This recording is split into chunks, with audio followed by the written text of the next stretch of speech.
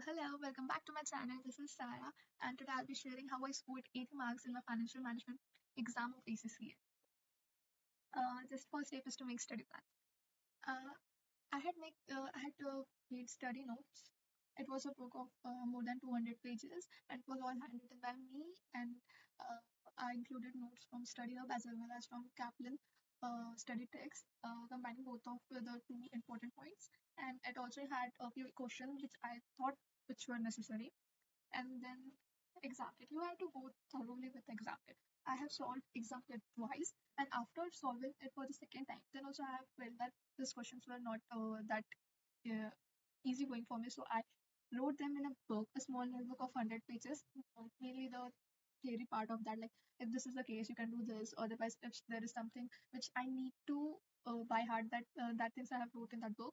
So you can also make that book and keep on reading that book for as long as you can, then study up.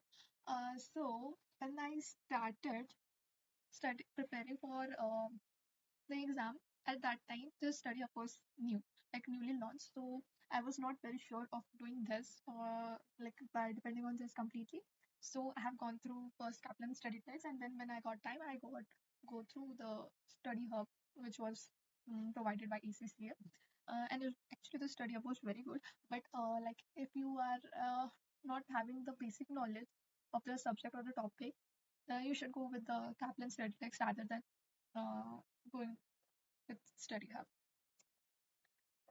Okay, the thing which made me complete the whole study thing, like every chapters, exam kit, study hub questions, and everything. That was the to-do list. Make sure that the to-do list is having a small components. Like, do not write complete like chapter 4, chapter 5, chapter 6. This will take you so long to complete that to-do list that you will eventually give up.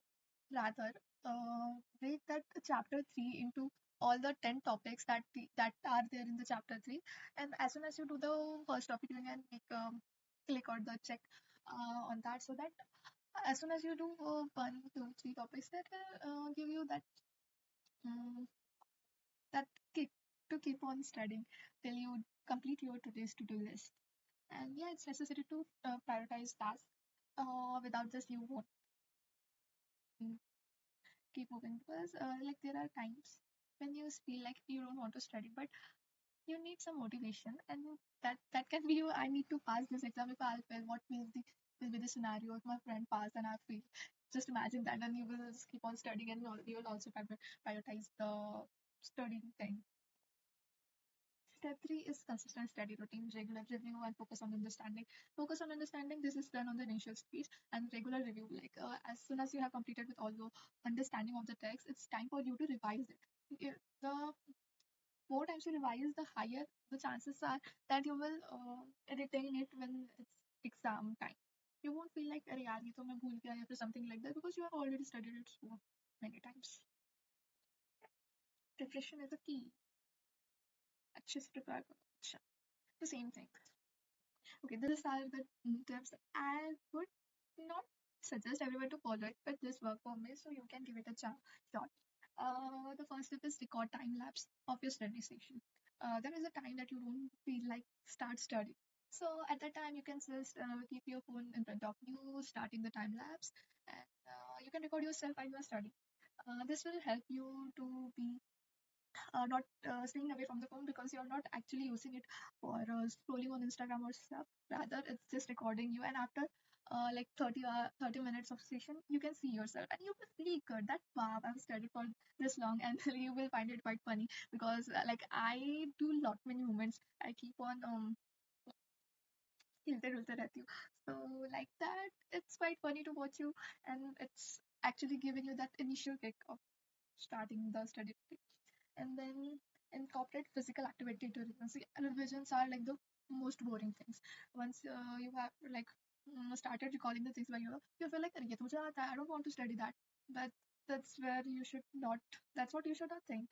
Rather, you should study like while I used to walk and do the revision, so that my body was doing some physical activity along with the mental activity.